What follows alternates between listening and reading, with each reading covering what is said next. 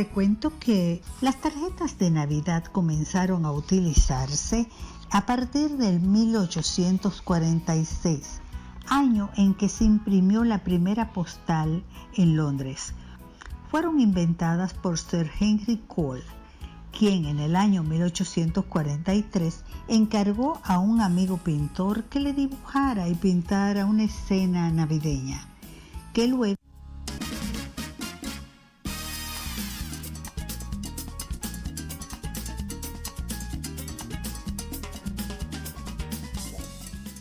Ya estamos de nuevo con ustedes, aquí estamos muy bien acompañadas de Fabiola Soto. Con ella vamos a hablar, ella es una experta en lo que es relaciones, recursos humanos. Con ella ya tratamos lo que era cómo debíamos hacer un currículum para ir a solicitar ese empleo, pero ¿qué pasa? ¿Cómo vamos a saber que fuimos aceptados? ¿Qué tiempo es lo correcto para uno esperar una respuesta de parte de la empresa? ¿Cómo podemos nosotros saber si reaccionamos bien? Todo eso nos va ella a hablar en esta tarde. Bienvenida, qué bueno tenerte aquí, Fabiola. Muchísimas gracias, Saskia, por la invitación y por tenerme de vuelta. Como mencionabas, ya hablamos con respecto a la entrevista y al CV, cómo prepararlo y cómo prepararnos para la entrevista. Pero algo que no suelen enseñarnos es qué debemos hacer luego de la entrevista. Entonces, es muy importante recordar, al momento de terminar la entrevista, siempre preguntar cuáles serían los próximos pasos. De esa forma, mostramos nuestro interés y que estamos abiertos a las posibilidades que nos puede brindar la empresa, y también tenemos una idea de qué tiempo se tomaría la empresa en dar respuesta. Muchas veces sentimos que molestamos o que no obtenemos una respuesta y no queremos seguir preguntando y reiterando lo mismo, pero no deben las empresas dejar a los candidatos en el aire. Todo candidato merece una respuesta y que se le deje saber si va a continuar o no en el proceso. Entonces, ya sea positiva o no la respuesta, debería recibir una respuesta por parte del reclutador.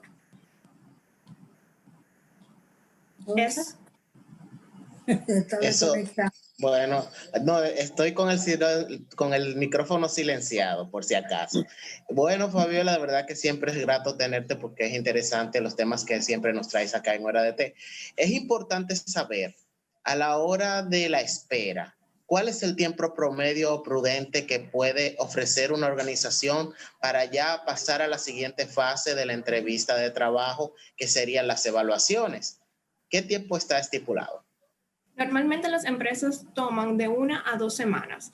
Si el proceso es muy largo, es probable que la reclutadora o el reclutador te deje saber que el proceso se va a extender y ya uno puede manejar las expectativas. Pero si ya han pasado 2 semanas y aún no te contactan, es bueno enviar un correíto o dar una llamada para preguntar cómo va la vacante. Fabiola, ¿puede darse el caso de que uno tenga ciertas dudas que se le presenten con relación a algo que se le haya olvidado por los nervios? Porque de verdad cuando uno está siendo entrevistado, uno quisiera hacerlo súper wow para no fallar, pero a veces se le puede escapar quizás un dato que sea importante y que no lo haya dicho. ¿Es correcto que la persona mande un mail, como tú dices, quizás haciéndole saber que el detalle que faltó, por decir, para demostrar que realmente está interesado? Al igual de que uno también creo que debería dar su llamadita, como tú dijiste, para ver cómo andan las cosas, porque aunque uno se fue y se entrevistó, yo creo que uno puede saber si está siendo más o menos tomado en cuenta por la actitud que vio del otro, quizás por el mismo comportamiento de uno pueda dar una señal de que sí o que no, yo creo. Claro, sí, Saskia. Es una muy buena pregunta y es algo válido. Un candidato que ya se entrevistó debe tener la capacidad de contactar a su reclutador, no tiene nada de malo, y si es algo relevante para la vacante, porque muchas veces queremos añadir cosas que realmente no aportan nada a nuestra candidatura, pero si tenemos algo que va a enriquecer nuestro perfil frente a otro candidato, es bueno que lo dejemos saber. Eso puede marcar la diferencia entre que me elijan a mí y escojan a otra persona. Como bien decías, podemos leer de la situación, ya sea por el manager o por la persona que nos entrevistó, podemos ver cómo nos está yendo, si nos fue completamente mal o si realmente todavía nos están considerando. Pero siempre es bueno dar su llamadita, enviar un correo y preguntar cuál es la situación de la vacante. Muchas veces puede que nos entrevisten y luego de nosotros entrevisten a otra persona y decidan irse por esa persona, pero el candidato tiene derecho a saber que la vacante ya fue llenada y que no está disponible, o que todavía sigue el proceso, y muchas veces sucede que el proceso se extiende, pero debemos dejar saber al candidato. Fabiola, es interesante lo que mencionas del proceso. Y sabemos que el proceso lleva varias etapas, pero luego de que ya eres seleccionado, me imagino que se pasarán a otro tipo de pruebas. ¿Qué tipo de pruebas son aquellas que se ofrecen a los que ya son candidatos elegidos? Sí, cada empresa tiene un proceso diferente. Muchas empresas hacen las evaluaciones médicas antes de dar la oferta, mientras evalúan a su grupo de seleccionados, ya sea 3 o 2 candidatos. Y también muchas veces tienen actividades grupales de evaluación de casos, como también pruebas psicométricas y de evaluación de competencias. Todo depende de la posición y del tamaño de la empresa. Empresas más pequeñas puede que vayan directamente a realizar las evaluaciones médicas para entonces dar una oferta, pero las más grandes tienen un proceso de inducción y entrenamiento mucho más riguroso. Fabiola, están muy de moda las redes sociales, sobre todo hay redes que son dedicadas para los profesionales. Es válido que uno investigue sobre la persona que nos va a entrevistar, porque siempre nos pueden decir, usted va a ser entrevistada por fulano de tal, o a veces no te lo dicen, pero uno puede buscar la forma de averiguar cómo es el esquema de la compañía, averiguar de la compañía y quizás averiguar de la profesionalidad de todo el que nos va a entrevistar, y quizás esa sea la parte también para que conozcan nuestra profesionalidad a través de las redes. ¿Tú crees que sería prudente, es conveniente, y ya eso es un paso que se ha ahorrado de estar preguntando en medio de la entrevista? Sí, claro que sí. Siempre es bueno preguntar quién nos va a entrevistar. Así tenemos una idea de con quién vamos a hablar, y, por ejemplo, redes sociales como LinkedIn le dejan saber a la persona quién estuvo mirando tu perfil. Entonces, cuando un entrevistador ve que el candidato ya estuvo haciendo su tarea y estaba investigando con quién va a hablar y también sobre la empresa, realmente marca un muy buen precedente en la aplicación del candidato y muestra tu interés y ganas de conocer la compañía y de verdaderamente involucrarte en el proceso. Fabiola, nos gustaría que nos compartas 3 pilares básicos del proceso de evaluación de un candidato que sea potable. Ok, ¿en algún proceso en específico o ya en la parte final? En la parte final. Bueno, lo más importante es que el candidato siempre se muestre disponible.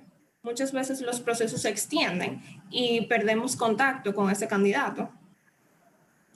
Y también, por otra parte, por el lado de la empresa, es mantener esa comunicación continua con el candidato.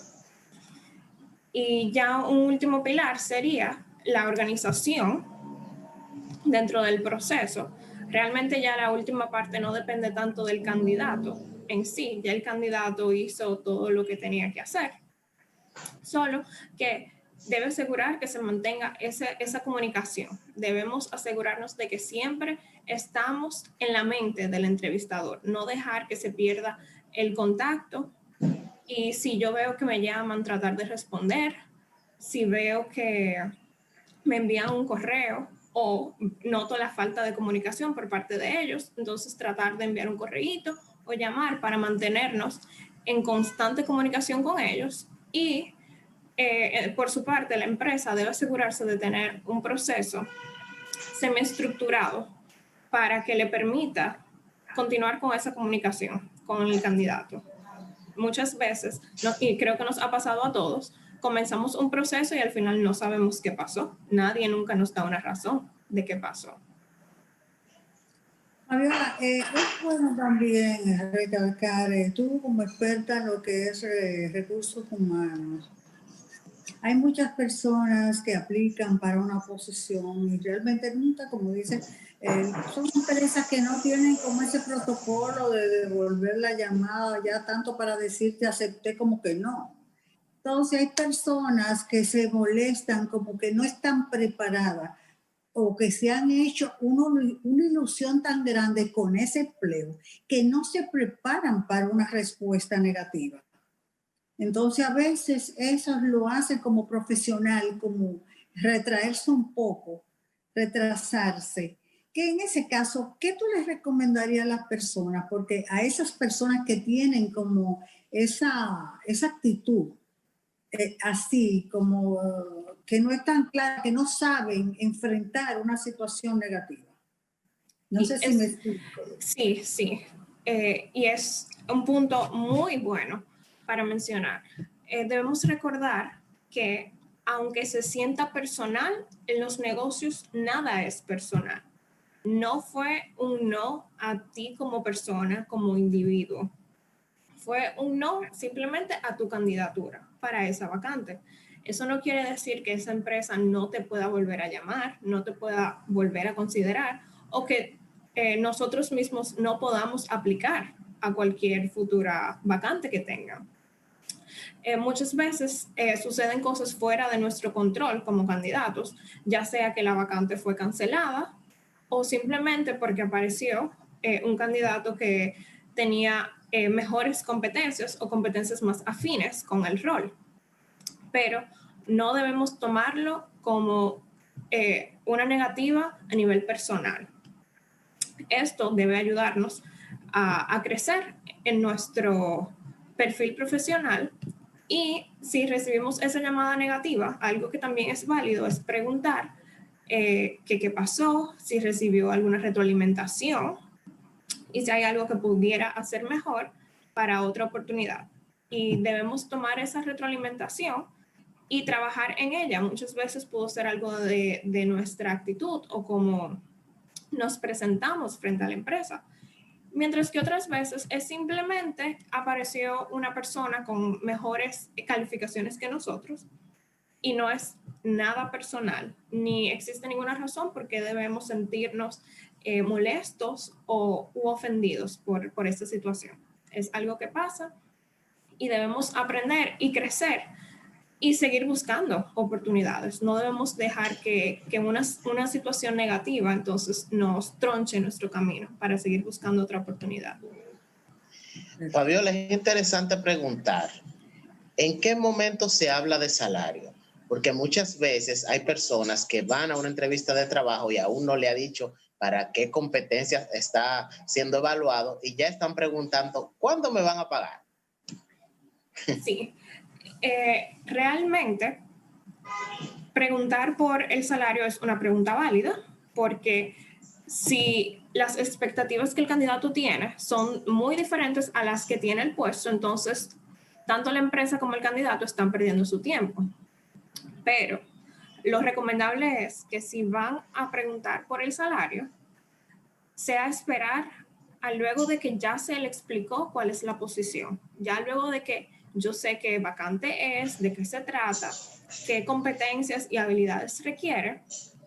Entonces, al momento de que se me otorgue el espacio para hacer preguntas, esa puede ser una de las preguntas que realice el candidato, pero no desde el principio.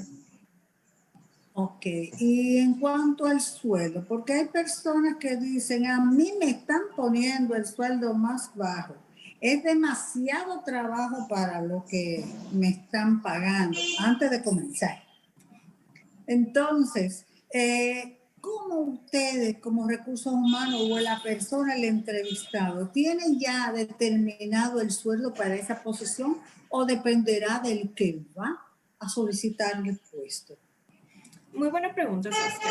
Realmente depende de la empresa. Muchas empresas tienen un presupuesto determinado para cada vacante y no hacen ningún cambio. Ese es el salario estipulado y ese es el que va. Si encontré un candidato que está buscando más, pues lamentablemente debo dejarlo pasar porque no puedo hacer ningún cambio. Pero lo que está sucediendo en este mundo altamente competitivo es que si encuentro un candidato que tiene todo lo que yo estoy buscando, entonces existe un rejuego que puedo hacer con el salario en base a lo que estoy buscando y eso adicional, ese como que extra que me trae ese candidato.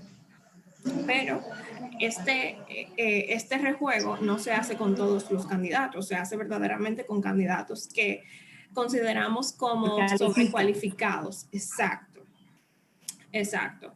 Porque actualmente estamos en un mundo sumamente competitivo. Tenemos muchas personas muy bien calificadas en busca de empleos.